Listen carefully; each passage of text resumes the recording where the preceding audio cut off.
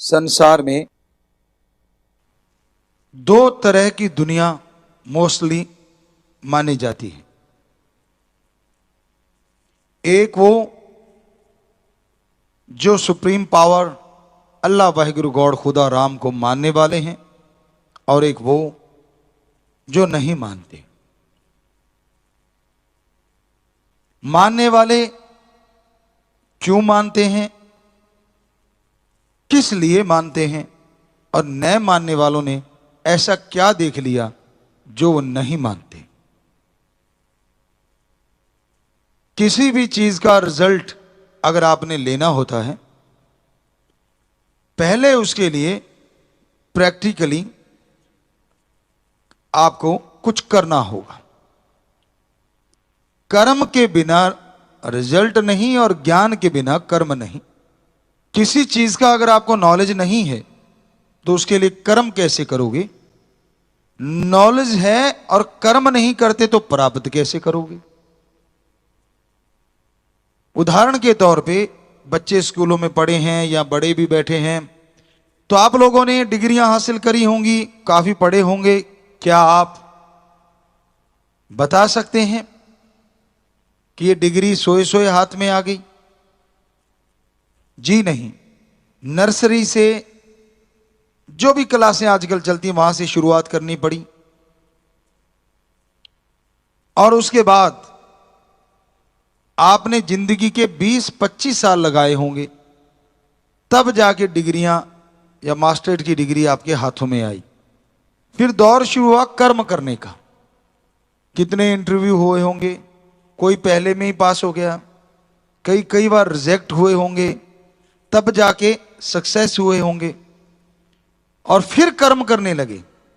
तो यानी जो भी आलिम फाजिल पढ़े लिखे भाई बहन बच्चे बैठे हैं, खास करके वो लोग जो कहते हैं भगवान अल्लाह वाहिगुरु गॉड खुदा रब कुछ नहीं होता, फजूल की बातें हैं। तो अगर हमारे जैसे संत ये कि डिग्रियां डुगरियां कुछ नहीं होती, ये तो फजूल की बातें हैं, तो आपको यकीन आएगा? नहीं आएगा। आप कहेंगे गुरुजी डिग्री तो होती है, तो फिर हम कहेंगे ला मेरे नाम पे सारी डिग्रियां दे दे। लेकिन अगर आपसे कहा जाए कि एमडी मैंने डॉक्टरी में या यानी सर्जन बनना चाहता हूं, या जो भी स्पेशलिस्ट मैं डॉक्टर बनना चाहता हूं, तो क्या आप डिग्री दे देंगे? जो कहते हैं भगवान नहीं है, नहीं दे सकते ना। आप कहेंगे पहले पढ़ो जी, पहले कोर्स करो, फिर समय लगेगा, फिर डिग्रियां हाथ में आएंगी। तो ऐसे ही तो हम बोलते हैं। आप कहते थे भगवान दिखाओ कहां है, जब आप एक छोटी सी डिग्री डायरेक्ट नहीं दे सकते, आपको हम भगवान डायरेक्ट कैसे दे दें? उसके लिए भी आपको समय देना होगा। हमारे हिंदू धर्म में पाक पवित्र वेदों में लिखा है, सुबह का समय 2 से 5 इसे ब्रह्म मुहूर्ता कहा गया। सिख धर्म में इसे अमृत वेला, इस्लाम धर्म में बांगे वक्त फर्ज या इबादते वक्त, और इंग्लिश फकीर the gods time, the gods Indian time early morning between 2 to 5। तो सुबह का वो समय है, उसमें जागो, भक्ति करो घंटा। शाम का समय रोटी के 2-2.5 घंटे बाद 1 घंटा जाप करो। 2 महीने कर लो। 2 महीने तो बहुत होते हैं जी। अरे घंटा सुबह शाम है भाई, 24 घंटे में से 22 घंटे तेरे। सिर्फ 2 घंटे परहेजों के साथ सुमरण करके देख, भक्ति करके देख, इबादत करके देख। यकीन मान तो जरूर उस परम शक्ति का एहसास, उस ओम एक ओंकार ला इलाहा इल्लल्लाह अल्लाह जो एक है, द सुप्रीम पावर गॉड, उसको देख पाएगा, महसूस कर पाएगा, तेरे अंदर एहसास जरूर आएगा।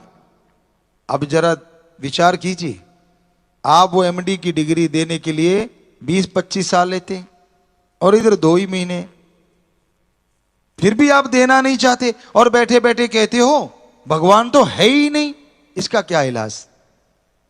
कई सज्जन ये कहते हैं कि जी जो इतिहास है, इतिहास करता है, इतिहास में ये लिखा है, इतिहास में वो लिखा है, धर्म तो फजूल की कहानियां हैं, ये तो फालतू की बातें हैं।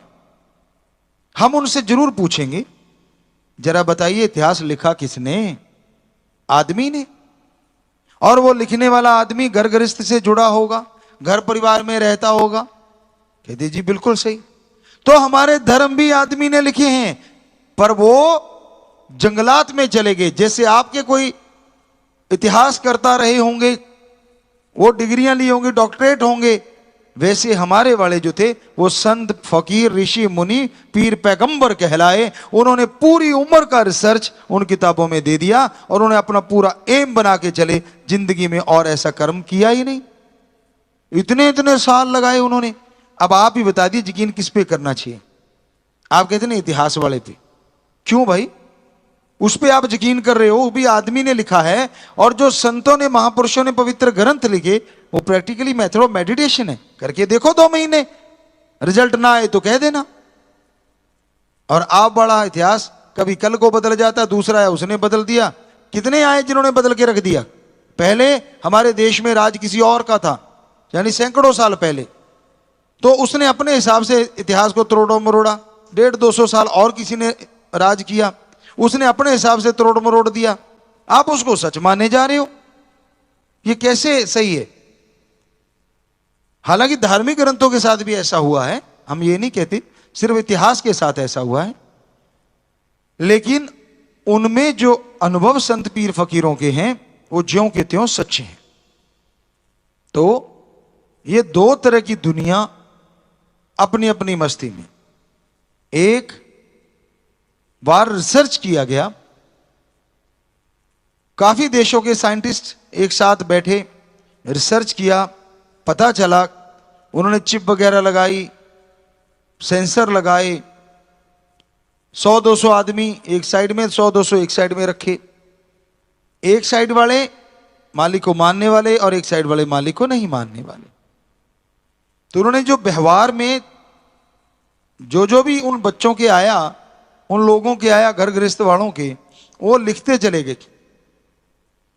जो मालिक को मानने वाले थे उनके अंदर शांति ज्यादा थी, वो झगड़ा करते नहीं थे, करते तो बड़ा जल्दी सुलझ जाता था। और उधर तो बात बात पे झगड़ा और सुसाइड तक बात पहुंच जाती थी। और राम नाम वाले सहारा राम नाम का लेके अच्छे कर्म बहुत करते थे, और वो सारा दिन स्वार्थ में डूबे रहते थे। तो उनकी जो तरंगे मनोदशा उन्होंने देखी कि जो मालिक का नाम लेने वाले वो बहुत ऊंचे हैं, यानी इंसानियत में ऊंचे हैं, जज्बात के धनी हैं, जुबान के पक्के हैं, आत्मबल से परिपूर्ण हैं, और दूसरे सारे इस मामलों में बिल्कुल शून्य हैं। तो उन्होंने फिर रिसर्च किया ये कैसे होता है।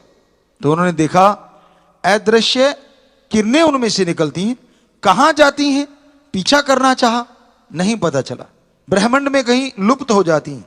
और फिर उनको, उन तरंगों को अलग रंगों में, अलग तरीके की तरंगों से वापिस आते देखा, और वो वापिस उनके दिमाग में घुस गई, और देखा दिमाग की रिपेयर होनी शुरू हो गई, डीएनए की रिपेयर होनी शुरू हो गई। वो दंग रह गए। और फिर उन्होंने कहा कि कोई तो ताकत है जो ये किरणें भेज रही है और इनके माइंड को पावरफुल कर रही है। जितने भी राम नाम के यहां आशिक बैठे हैं, मालिक को मानने वाले, हमें लगता है ये सारा उनको बताने की जरूरत नहीं कौन सी ताकत भेज रही है और कैसे हो रहा है। आप तो करते हैं, आपको महसूस होता है, ये हकीकत है, ऐसा ही होता है। और ये अभ्यास की बात है, अभ्यास की चीज है। तो आप किसी चीज को झुठला नहीं सकते, और 100% सही तब कहेंगे जब प्रैक्टिकली उसे कर पाएंगे। प्रैक्टिकली मेथड ऑफ मेडिटेशन, जैसे आपको पहले भी बताया कि आमतौर पे लोग कहते हैं कि दिमाग ही पावर हाउस है। हम कहते नहीं, दिमाग का भी कोई पावर हाउस है, वो है डीएनए। अब दिमाग को कितना शुद्ध कर लो, कितना बढ़िया बना लो, कितना ही साफ कर लो, वो शरीर की उतनी रिपेयर नहीं करता। डीएनए में अगर रिपेयर हो जाए, पूरी बॉडी एक पल में रिपेयर हो सकती है। ये बड़े बड़े साइंटिस्ट मानते हैं, और ये धर्म कहता है, हमारे पाक पवित्र वेद कहते हैं।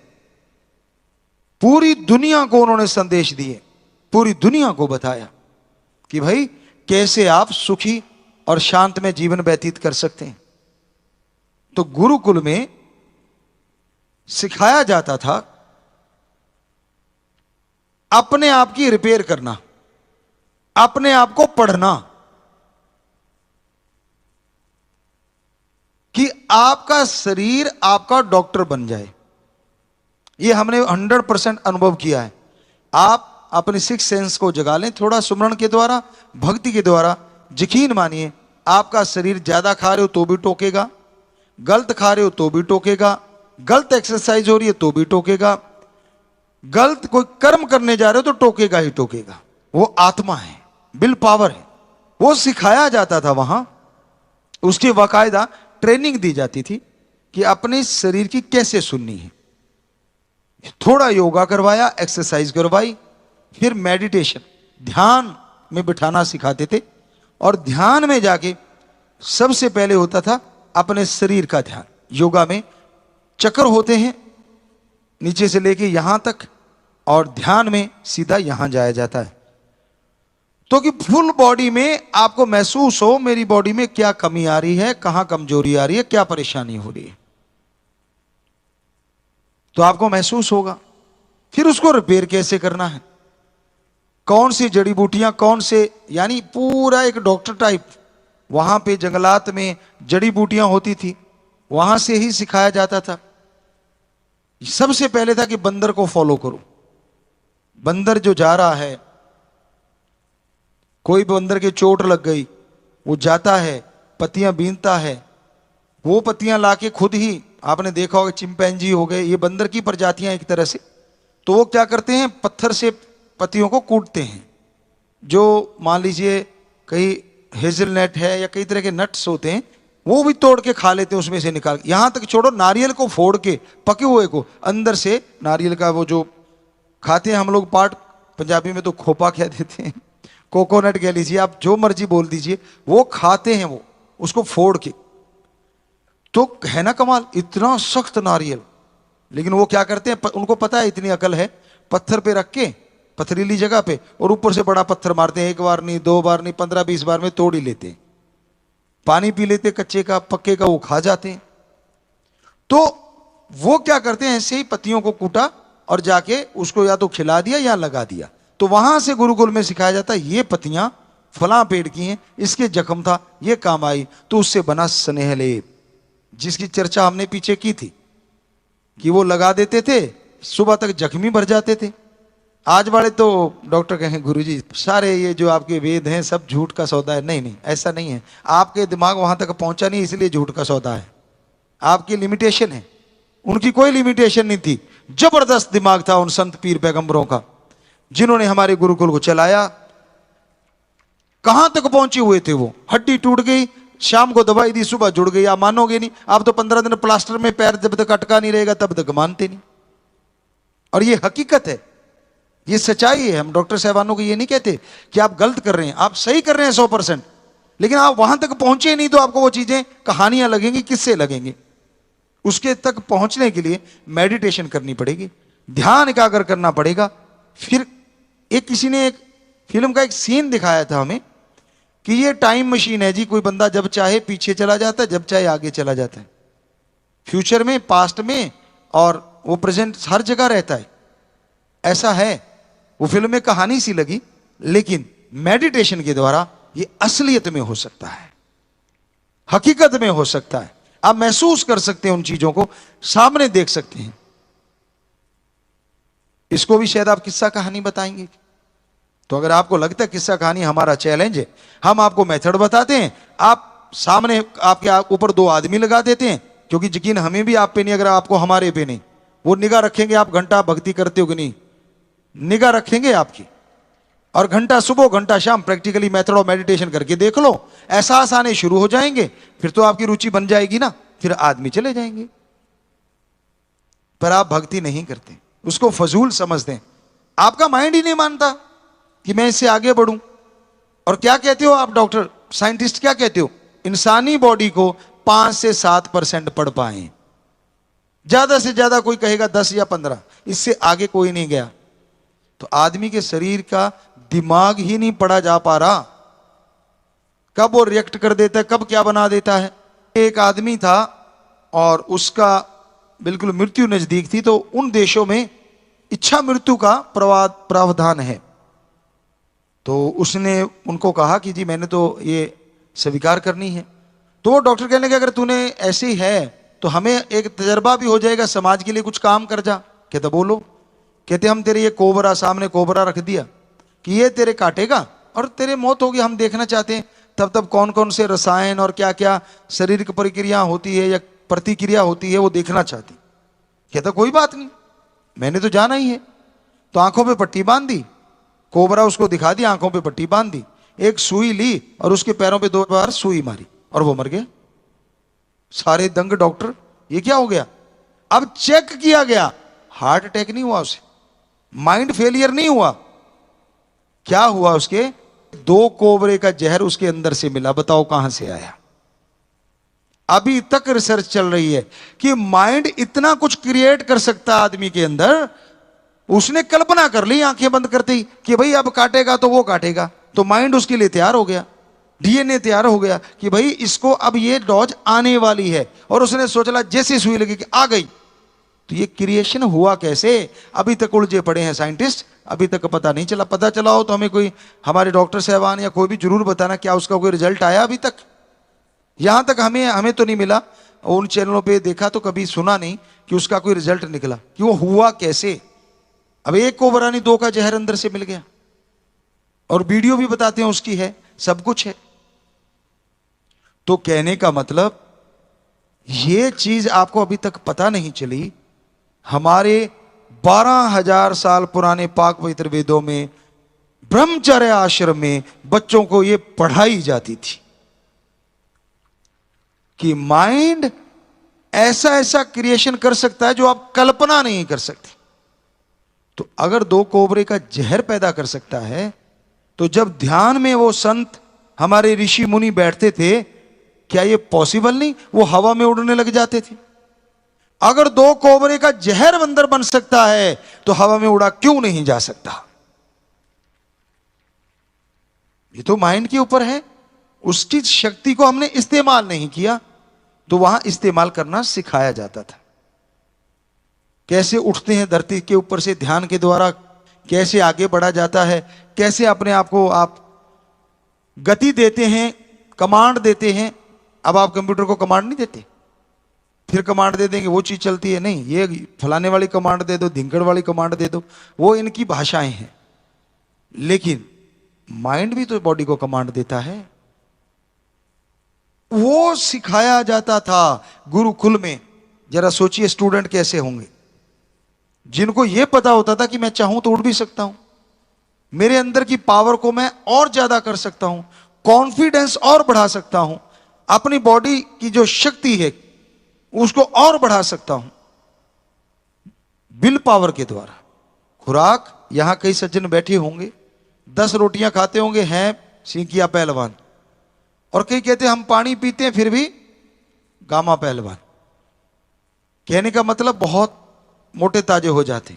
ये उनकी सोच है कि मेरा मोटापा कभी जाएगा ही नहीं, अपन तो मोटा ही रहने का है, खाओ दुनिया जाए भाड़ में, खाते चलो। तो 50% माइंड तैयार हो गया, तूने मोटे ही रहना है।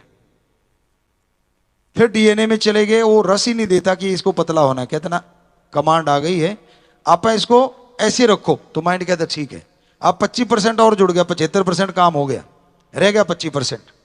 तड़या खा, फलां खा, लिटरम खा, पटरम खा, पता नहीं क्या क्या खा, और हिलना नहीं।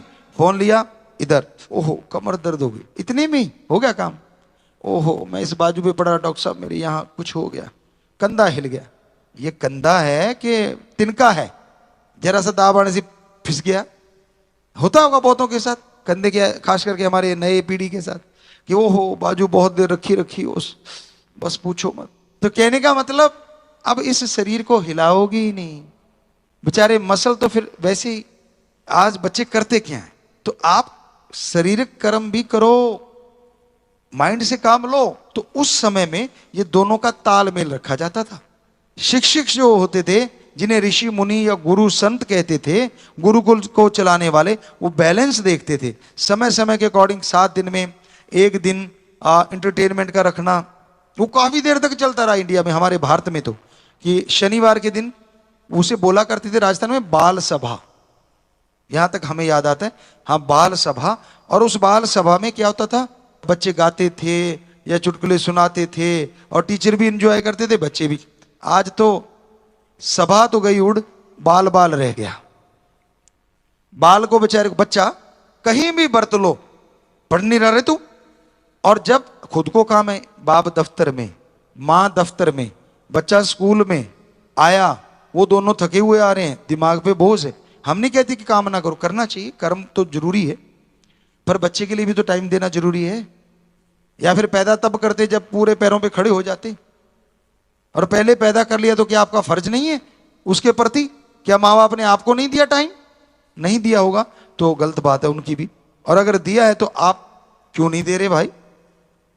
तो वो समय देना होगा ताकि बच्चे को देखा जा सके। अब टीचर मास्टरों को तो अपना वो बुरा ना मानना भाई, कोई मास्टर टीचर लेक्चरर सुन रहे हो, सारे एक जैसे नहीं होते, बहुत ज्यादा तो अच्छे हैं, पर कुछ एक ऐसे भी होते हैं, वो कुछ एक ज्यादा है या कम है वो तो आप जानो। वो ऐसे भी होते हैं कि वहां से लेक्चर का रट्टा लगा के आते हैं और क्लास में पहुंचते कि पार कर दो रट्टा जो लगा के आया हूं, कहीं मिस ना हो जाए। सारा पढ़ाया, निकले बाहर, तू जाने तेरा काम जाने, मैंने दिया कर, अब तू भर। तो ये भी होता है। और गुरुकुल में क्या होता था, प्रैक्टिकली स्टडी होती थी। उनको पढ़ाया इस तरह से पढ़ाते थे, नेचर के साथ, बच्चा चलता चलता याद कर लेता था। एक छोटी सी बात आज हम भी आपको बताना चाहते हैं, उसी वेदा काल से आई हुई, बहुत पुरातन बात है, पर धीरे धीरे उसको अपनाया गया और फिर आके उन्हीं चीजों को इंग्लिश महीनों पे भी लगा दिया गया कि ऐसे आप गिनो, जो महीना ऊपर आएगा वो 31 का और जो नीचे आएगा वो कम वाला है। देख लो, जनवरी, फरवरी, मार्च, अप्रैल, मई, जून, जुलाई, अगस्त, दोनों 31 के, जुलाई और अगस्त। तो फिर इस कहने का मतलब यहां नीचे वाली जगह पे आएंगे वो 31 के नहीं, और जो ऊपर आ रहे हैं वो 31 के हैं। तो ये किसको नहीं याद रहेगा? आप जितने सुन रहे हो सारों को याद आ जाएगा। जब भी देखो महीना अच्छा कौन सा है, फट आ जाएगा ना, हो गया ना तरीका। कितना प्रैक्टिकल है। ऐसे पढ़ाते थे, ऐसे इस तरह से पढ़ाते थे। सो कहने का मतलब ये ब्रह्मचर्य आश्रम में बच्चों को जब पढ़ाया जाता था तो इस तरह से प्रैक्टिकली स्टडी करवाई जाती थी, उनके दिलो दिमाग में बैठ जाती थी, अच्छे से बैठती थी, वो कभी भूलते ही नहीं थे। आज उस तरह की पढ़ाई बहुत मुश्किल है, बहुत ही मुश्किल है। हालांकि हमने उन स्कूलों में जो बने थे उनमें शुरुआत बहुत जबरदस्त तरीके से करवाई थी, आज भी अच्छे बच्चे उसमें से आ रहे हैं, लेकिन कहीं ना कहीं थोड़ा लगता है कुछ कमियां आई होंगी। वो कोई कई बार वातावरण की वजह से कुछ परिस्थितियां ऐसी होती हैं, वो भी चेंजेस ला देती हैं। अदरवाइज जबरदस्त बच्चों का ये चेंज था वहां, तो आज भी है। सो कहने का मतलब हमारा कि ब्रह्मचर्य में फिर ये सिखाया जाता था कि मान लो आपके गैस है अंदर और आपको ढकार लेना जरूरी है, तो कैसे ले सकते हो? बहुत कम होंगे आप में से कि जो ढकार ले पाए, जबकि लिया जा सकता है। बोलते बोलते आपको ढकार लेके दिखा दिया और ये हमने अपने अंदर की गैस बाहर कर दी। तो ये भी सिखाया जाता था। ये तो एक उदाहरण है। कहने का हमारा मतलब ये हमने आवाज नहीं निकाली, रियल में ढकार मारा है। अब माइक के द्वारा तो आपको वैसी आवाज का पता चल गया होगा। तो क्या गजब थी हमारी स्टडी, क्या कमाल थी स्टडी। पूरा वर्ल्ड क्यों नहीं प्रभावित होगा जब ऐसी प्रैक्टिकल स्टडी करवाई जाती थी। तो ऐसे ही बॉडी में यहां कहीं पेन है तो उसको कैसे ठीक करना है, यहां कहीं पेन है कैसे, पूरे बॉडी का दर्द कैसे ठीक कर सकते हो आप, मसल का, हड्डियों का, प्रैक्टिकली सिखाया जाता था, तो फट ठीक हो जाते थे। सो कहने का वहीं पे आ जाते हैं कि वो ब्रह्मचर्य आश्रम में बहुत कुछ था। हम तो आपको कई दिनों से लगे हुए हैं, अभी यही नहीं निपटने में आ रहा। सोच के देखो इसमें और क्या क्या होगा, बहुत कुछ है। कई सज्जन कह रहे थे गुरुजी आजकल तो इंस्टाग्राम पे बच्चे शायद 1-1.5 मिनट का डाल दो, वो ही ज्यादा अच्छा लगता है, उसके बाद तो यूं उठा मार देते तो लंबा चल, मतलब कैपेसिटी इतनी रहेगी ये सुनने की। सो हम यही चाहते हैं कि गागर में सागर, थोड़ी टाइम में ज्यादा ज्ञान, यह भी सिखाया जाता था कि थोड़ी देर में ज्यादा कैसे आप हासिल कर सकते हो, शारीरिक तौर पे और मानसिक तौर पे। यह भी हमारे पाक पवित्र वेदों में लिखा है, गुरुकुल में सिखाया जाता था। क्या आपको नहीं लगता कि ऐसा गुरुकुल आज भी होना चाहिए? तो यह गुरुकुल गया ही कहीं नहीं, क्योंकि यह तो हमारे पवित्र धर्मों में आज भी है। बस उसको लागू करने की देर है, उसमें चलने की देर है। पर फिर वही बात, कई बच्चे कहते गुरुजी आप ज्यादा ही चीजों पे ऐसा करते हो। अब किसी ने हमें बताया, मुंबई में इरोज शायद कंपनी के कोई थे, हम नाम नहीं बताएंगे आपको, तो उन्होंने बताया गुरुजी डीएनए पे रिसर्च भी हो गया था, काफी हद तक एक आदमी नजदीक पहुंच गया था, पर उसको इतना पैसा दे दिया गया या फिर इतनी धमकी आ गई कि अगर तू ये करेगा, बाहर निकालेगा रिसर्च, तो देख ले, क्योंकि फिर तो सारी फैक्ट्रियां बंद, सारी दवाइयां बंद, और फिर डॉक्टर सिर्फ डीएनए वाली चलेंगे शायद। सोचो कितनों की डिग्रियां खतरे में पड़ गई, कितनों का गड़बड़ हो गया था काम। तो वो सारा बंद करवा दिया गया। उसने हमें बताया, हमने नहीं देखा, हमें नहीं पता, कोई प्रूफ नहीं है हमारे पास, लेकिन उसके कहने के अनुसार कि गुरुजी ऐसा हो चुका है। तो इसका मतलब पवित्र वेदों में जो लिखा है, वो जो ब्रह्मचर्य में सिखाया जाता था, 100% सच था, है और आगे भी रहेगा। कि डीएनए ही असली पावर है आदमी के अंदर, उससे इसके पावर को बढ़ाया जा सकता है। वो गड़बड़ होने पे आदमी को बीमारियां हो जाती हैं, और उसी को अगर सुधार दें, सारी बीमारियां दूर हो जाती हैं।